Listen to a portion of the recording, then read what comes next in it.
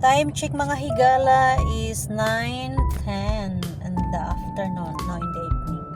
So dahil may service tayo ngayon guys, samantalahin natin. Meron akong nakakita sa post sa TikTok. May bago na naman bukas na supermarket sa malapit sa Ramania. Parang kahilira yata yan ng Yas Roasted. So hindi pa rin naman ako nakapunta sa Yas Roasted kasi hindi ako mahilig-hilig na ngayon sa mga roasted. Hindi siya healthy sa katawan. May pa-healthy naman. So, samantalahin natin guys. Punta tayo dun sa Shein Market Shopping Center. Supermarket lang pala. Hindi, shopping center siya kasi meron siyang mga damit din siya sa taas. Nakita ko yun. So, try natin puntahan yung nakita lang natin sa TikTok. Tingnan natin kung totoong malapit lang siya sa Ramania.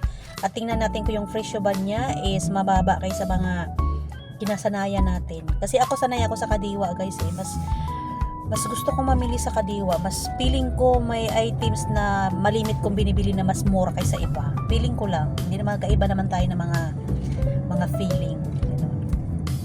Feeling ko sa Pinoy mas mahal siya, mura sa Kadiwa, mas mura sa Pinoy o sa Cebu Market, mas mura sa Kadiwa. Ganun lang yun siya. Pero malimit na binibili ko ay feeling ko mas mura siya sa Kadiwa. So, puntahan natin itong bagong Shein Market na to, supermarket na to. O ano ba to? Nasa biyahe na tayo guys. Tuktok ngayon yung bayumahin kong kasama. Ay, peace, di pala. Bagong buhay na ako guys. Hindi ko na siya muna pupulihin ngayon kasi sa mga ganitong pagkakataon nakakamura tayo ng pamasahe. Hindi tayo mamubuli mo. Papabay kaya kita. Papabay. Bakit naman isin? Maawa ka naman. Patugtog na po sila. Traffic. If I ever fall in love again. Hindi na may love guys ay. Mga bato na. Never let you go. So dito tayo guys ngayon sa tapat ng Kadiwa. Maglalakad tayo at hanapin natin yung bagong bukas na yan.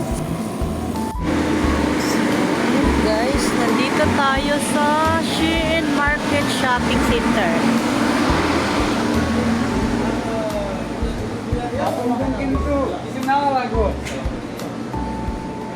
Oh, kompleto siya.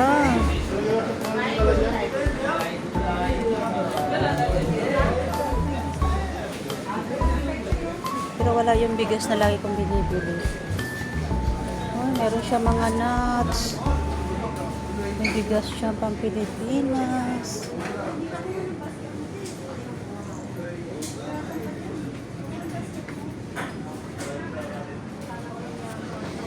Tingin tayo sa wala pang laman.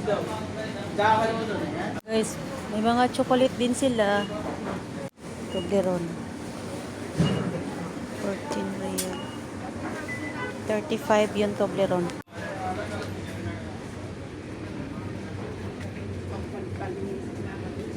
Lumabas ako guys. Hindi ko gusto yung ayos. Hindi ko bit na mamaliit.